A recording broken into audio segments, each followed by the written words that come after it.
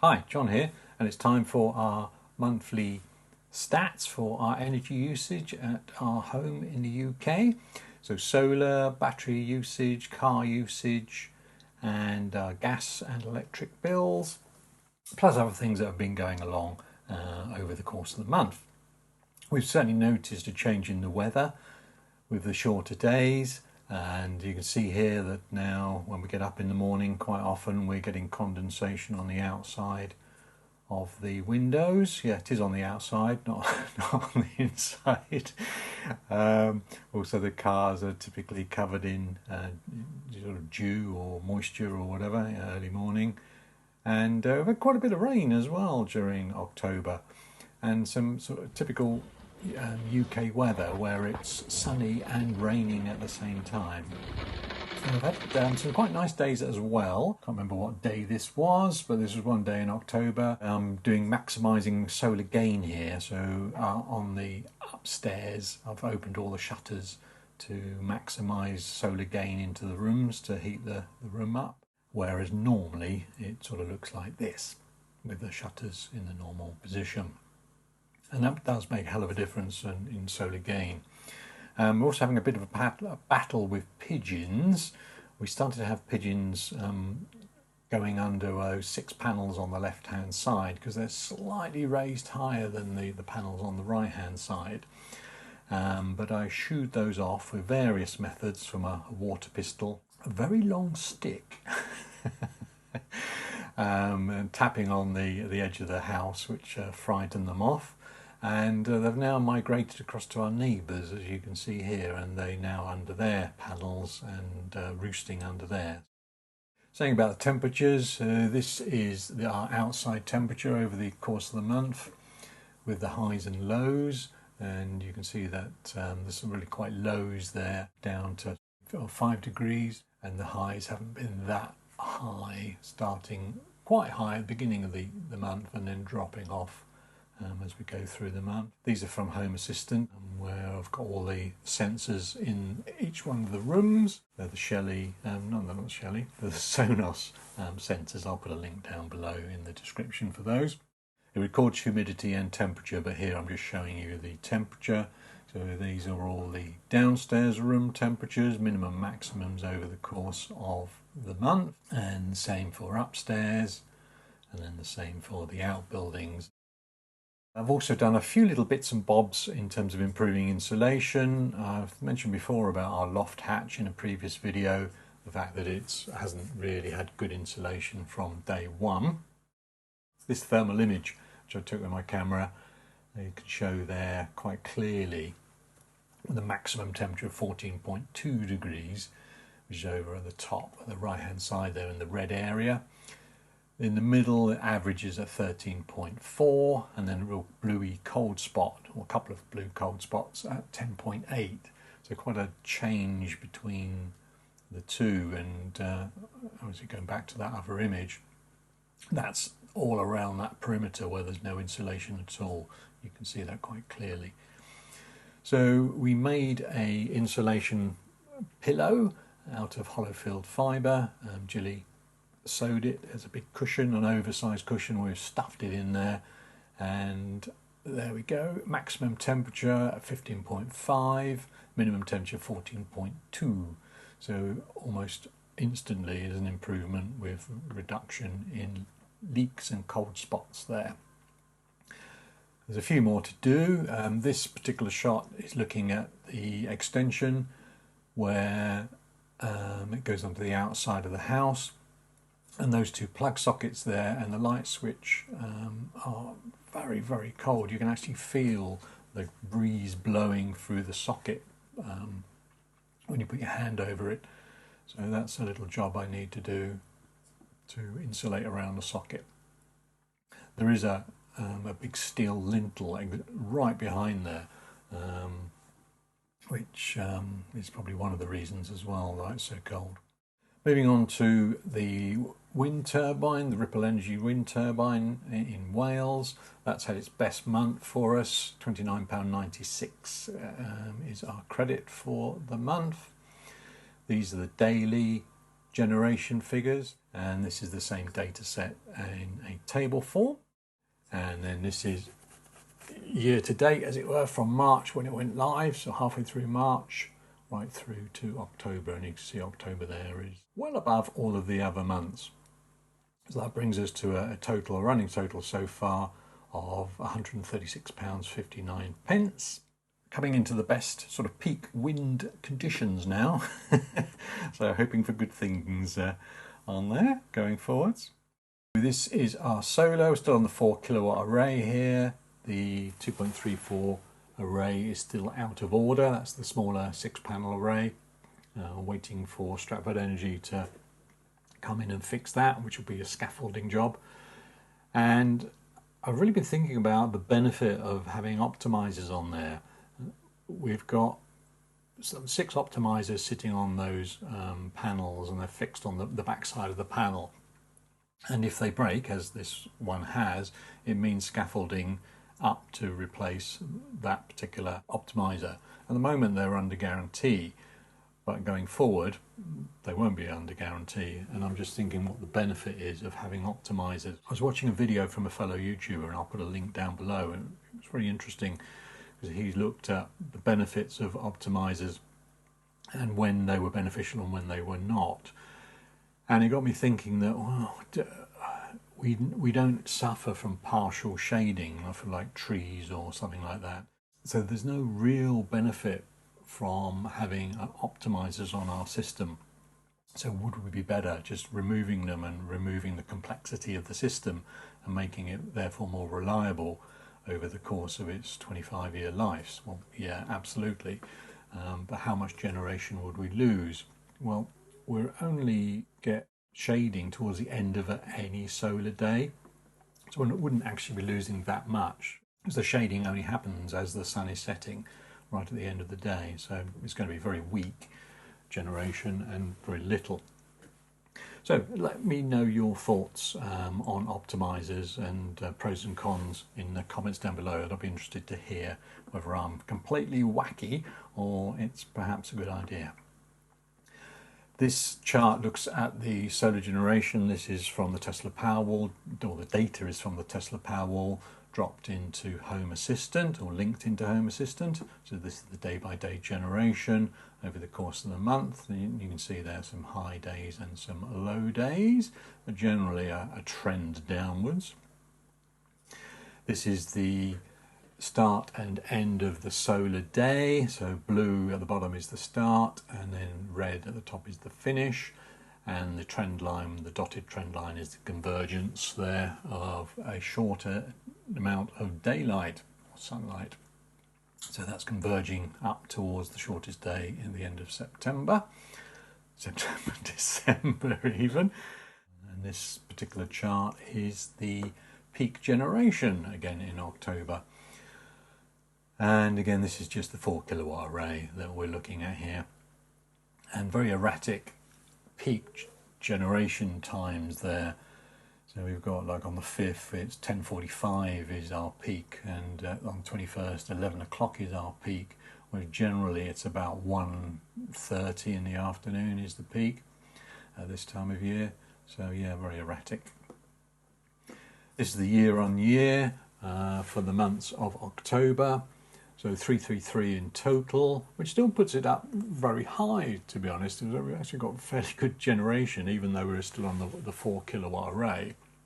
If we'd have been on both arrays, then hopefully it would have been up to the 2021's total, if not higher. But still a good amount of generation. But as you'll see, we've used a lot more power this month than we have previously. So this is the combined total for the two, which really just reiterates what I've already said. I'll skip past that. This is our contribution between the Powerwall and solar to our overall house self-power. 19% from solar and a massive 36% from the Powerwall. And yeah, the battery has really been supporting us every day through October with a cheap rate overnight charge to 100%, and then running the house for the rest of the day. And now we're getting to a point, certainly towards the end of October, and now as I'm recording this in early November, we are exhausting the battery before the end of the day, which is, you know, just one of those things, I guess. But yeah, you can see that the battery is getting a bit more of a workout than it normally has, which again is typical at this time of year, so nothing to be unduly worried about. This is the Powerwall in and out round trip efficiency. So for October we were 87% round trip efficiency with the in and out, 444 in and 387 out. This is our day by day, and you can see there we've got lots of blue and lots of red. So blue is our house usage and our red is our import from the grid. So very heavily relying on import from the grid over the course of the month. Yellow is the solar generation, so not that much solar to offset. And orange is the export, so very little export, which is good to see. So what we did actually generate, we did use. So this is the summary of those totals. You see massive house usage, 1.1, almost 1.2 megawatts. Almost 1,000 kilowatt hours pulled in from the grid over the course of the month. 333 on solar, as you know, and 15.8 or 16 coming in, going out to the grid as export. This is from Home Assistant, so this is a summary, again taken from the Tesla Powerwall data, which just shows that sort of data set in slightly different format, but principally the same. This again is from Home Assistant, showing energy usage over the course of the month on a day-by-day basis, and you can see there that as I mentioned earlier, the battery is doing the bulk of the work here. They're importing to the battery in pink at the bottom, consuming that in the green at the top. A little bit of yellow in there, which is the consumed solar, that really sort of lost in there generally. And then this chart is a summary over the course of the month, again from the Home Assistant Energy dashboard, showing 3 statistics in terms of our net consumed from the grid. If the needle is in a purple, you returned more energy to the grid than you consumed. If it's in the blue, which we are, you consumed more energy from the grid than you returned. Our self-consumption, which is similar to the chart I showed you earlier, 95%. The higher the better on that number. And then low carbon energy used is looking at things like wind and solar and nuclear. So the higher the number, the better.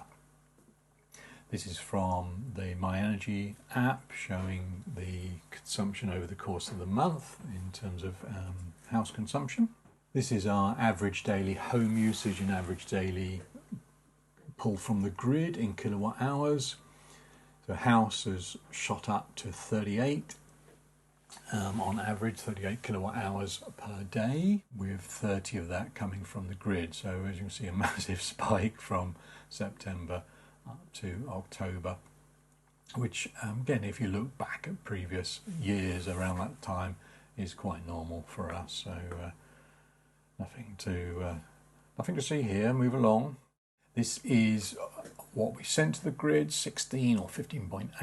It's been just rounded up here, so that's okay. Again, normal to what we expect. And this is what we pulled in from the grid, as you know, 918. And again, looking at previous Octobers, it's in line with what we've done before. Let's have a look at our gas usage. So we use gas for central heating. We don't use gas to heat our hot water. We do that off-peak with the Myenergi eddi. We've tried to reduce our gas usage and our heating usage as much as we can. So as you can see there in October, we've only used it a few times just to take the chill off the house as and when needed. So this is from Home Assistant, where we've got the Octopus API linked in to Home Assistant. This chart is from Octopus Direct from their website, showing the same data really. And this is a spreadsheet that I keep, which shows our gas usage and the price in our gas bill. So our gas bill for the month was £19.58, and this is our gas bill here. So yeah, £19.58. So we've used 22.2 units, or meters squared, meters cubed as they calculate it, which once converted into kilowatt hours works out at 248.2 at 4.27. So we're on the gas tracker tariff, which is actually a pretty good rate there. And I was saying about reducing our usage. I did a comparison between 2021 and 2022 for October, just looking at October. You see there in October 2021 we used 800 kilowatt hours, whereas in October 22 we used 82.55 kilowatt hours, so a massive reduction in usage, partly helped by the much milder weather. Onto our electricity usage. So here's from the Octopus Energy website, which is our day by day over the course of the month, and this is the spreadsheet that I keep showing all of the data there. So our energy bill for the month is £97.20. We're on the Go Faster tariff, which you can see there on the far right hand side. So we've used a total of 953 kilowatt hours. The majority of it is in off-peak night tariff, as shown there. So 935, and only 18 units pulled from the grid during the day. So this is our electric bill. So as I said, £97.20, and total consumption there of 953 kilowatt hours at an average of 8.33 pence per kilowatt hour, which again is pretty good. And the reason for that is the bulk of the usage is during the cheaper off-peak rate at 7.86. So we're on the Go Faster 5 hour block, so we've got 5 hours of 7.86 pence, which is ex-VAT price. This is the cars. We can skip through this fairly quickly because nothing really to report on the cars. Most of the charging for the cars has been from home charging, very little from solar, only 12% this month.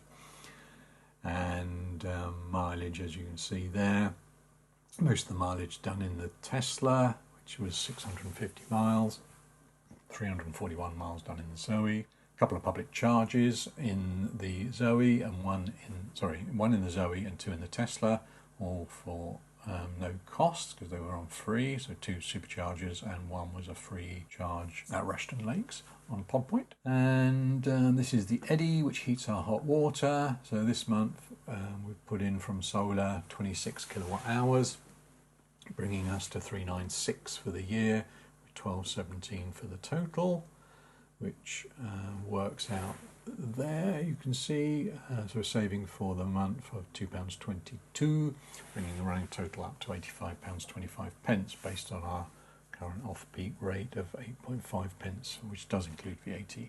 Our energy bill for October 2022, gas and electric together, comes in at £116.78. Credit-wise, we had the government support payment of £66 per month, and that spanned over 2 months, 1 in October and 1 in November, just the way our billing period worked out. We had a £50 referral for someone who used our referral code for Octopus Energy, and we got £50 credit and they got £50 credit at the same time, so thank you for that, for using that.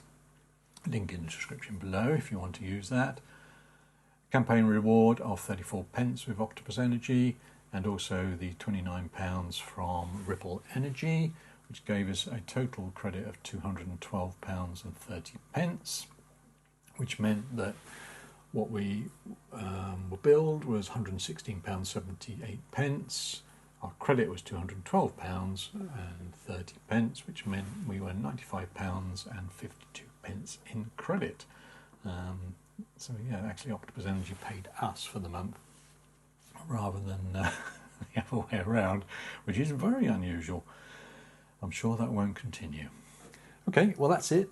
Thank you for watching, listening. Any questions, drop down below, and I will see you on the next video. All right, take care.